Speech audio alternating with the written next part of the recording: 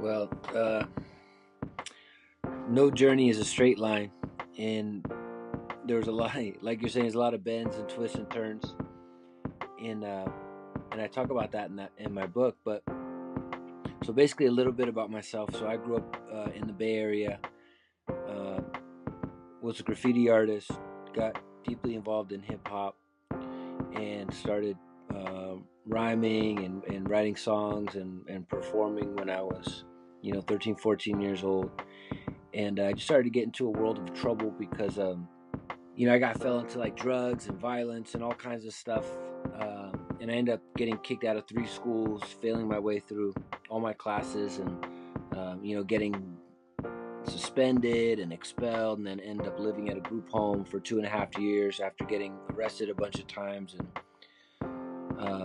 it just was kind of going downhill fast, and a lot of my friends were on that sort of same path. And that's when the doors really started to open wide inside of me.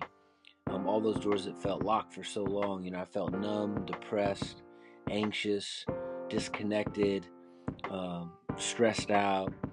And before I discovered yoga, I didn't really have an outlet besides my music and my art. But my music and my art was sort of leading me toward more trouble. And then when I found yoga, my music and art started to change shape, and everything started to point in the same direction, which was toward healing and freedom and essentially redemption, like turning things around. That's MC Yogi, and I'm Bryan Falchuk. The Do A Day podcast, where you hear from the most inspiring people who have been through hard times, overcome them, and have turned around to help others with what they've learned.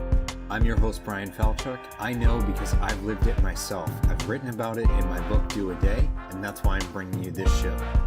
Remember, today's a new day. Go out and do it.